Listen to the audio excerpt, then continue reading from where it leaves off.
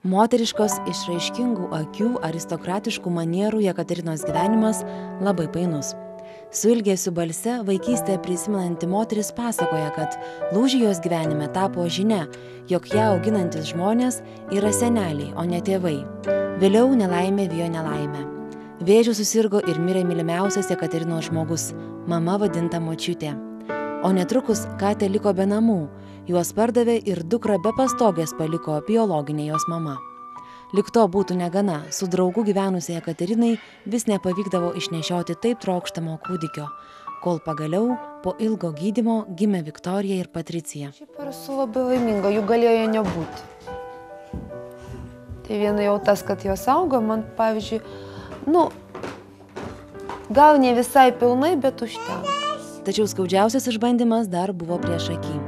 Išlydėjusi sugyventinį į užsienį dirbti, Jekaterina su ką tik gimusia Patricija ir vyresnėle glaudėsi nuomojamame bute. Šeimininkas mėgo išgerti, tad sykį, nesulaukęs mokesčio už nuomą laiku, nusprendė nelaukti ir išmetė Jekateriną su abiem vaikais tiesiog į gatvę. Kaip turi jausti žmogus, kaip valtytėje išmestas vidury jūros, nežinai kur plaukti, su dviem vaikais. Į užsienį išvykęs vyras paprasčiausiai negrįžo.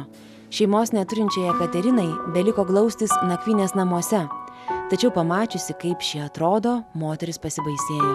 Mano mergaitėms ten ne vieta.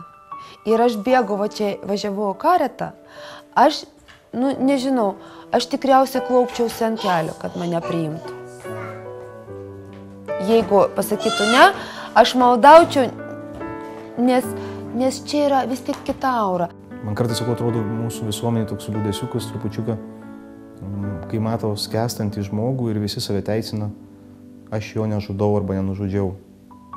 Bet kad aš negelbsčiau, tai yra nemažesnė klaida.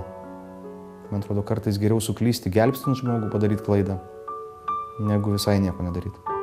Karitas globos namai tapo ta ramybės salele, kurios Jekaterinai ir jos dukrytėms taip reikėjo. Kad Karitas galėtų padėti kiekvienai ieškančiai pagalbos, žiniasklaidos holdingas Baltic Media Alliance artėjant motinos dienai kviečia jūs prisijungti prie gerumo akcijos Padėk mano vargstančiai mamai. Būtiniausių mamoms ir jų mažyliams daiktų sąrašą rasite tinklapyje www.1bma.lt. Jūsų aukų iki gegužės 1 dienos Karitas savanoriai lauks prekybos centre Big Vilniuje, Ukmergės gatvė 369. Paramą galite atnešti ir į Vilniaus arkivyskupijos Karitas administraciją, Odminių gatvė 12 Vilniuje.